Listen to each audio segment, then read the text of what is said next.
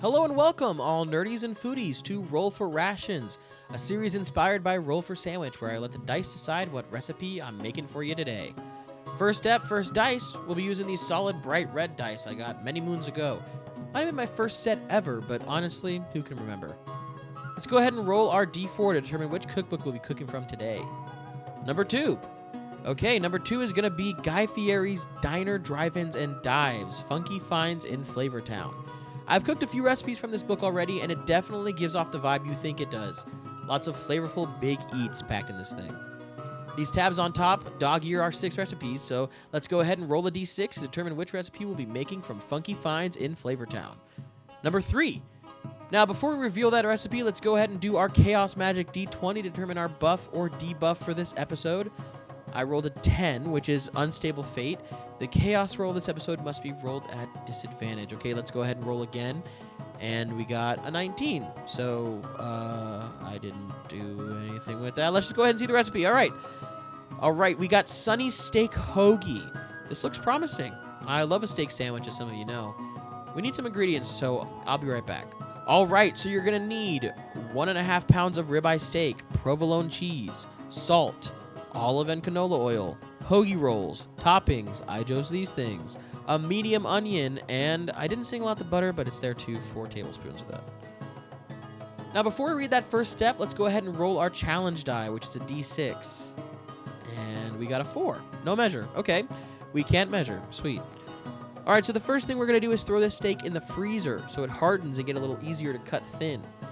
While that hardens up, we're going to slice a medium onion. I like to separate them a bit before they head to the pan. They should look something like this. Next, we're going to get 1/3 of our oils together, and I would like to pause here and just say, I forgot I wasn't supposed to measure here. This is my first time doing this format, so please just be nice, okay? Thank you. Now, the recipe mix says 60-40 canola to olive oil, so that's what we're going to do today, but you could probably use either, and it would be fine. In fact, as I'm from the future and have already tried this, I can say you can probably do less than 1/3 also, honestly, because that's just a lot of olive oil. Dump that into your pan on a medium-high heat, or high heat if you're a young ho like me, and once that gets hot, drop in those onions. You want to make a little onion bed. Let's grab our steak and slice it thin. Cut against the grain for this one. We're looking for a 1/16 of an inch, or just as thin as you can go before it's like insanely difficult to cut. Now, I should have done this step before the oil and onions, but the timing worked out perfectly for me, so I'm not going to be mad about it. But that does not mean it's going to work out for you. So maybe watch this video all the way through before making this, and then slice that steak before things get too hot, okay? Go ahead and throw the steak on top of the bed of onions, trying your best to separate and lay the steaks out flat. We're going to toss a tablespoon of butter on there alongside some salt and throw a lid on that bad boy for 2 minutes and 30 seconds. Take the lid off after that and just stir everything around until the steak is cooked through. We're moving on to step 2, so let's go ahead and roll our challenge dice again. We got 4. Okay, it's another no measure, so I'll remember this time. Let's go ahead and toss a nondescript amount of butter, probably 3 tablespoons, into the pan and throw some of that provolone in there on top.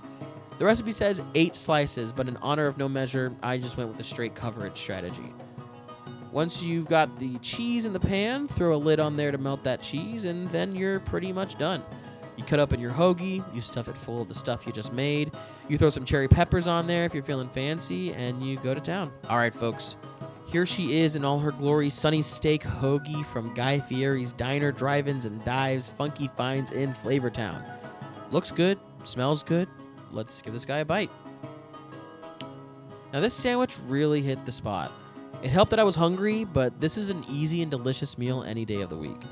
It's not the best thing I've ever had. It's definitely just the sum of all of its parts, but steak, cheese, some onions, and salt are great parts to be sums of. Okay, doke, let's rate this bad boy. It was a real quick one, so for time, I'll give it a 10. For ease, we'll go ahead and give it a 9 because it was just so simple. You can't really get much easier than that.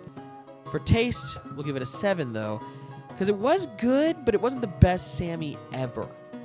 That gives it a final score of a 9 out of 10. Thanks for sticking around, and before you go, let's roll next episode's D20 Wild Magic die. 19, which is break time. Once next episode, you may pause all chaos and have a break. See you next time, Rationers.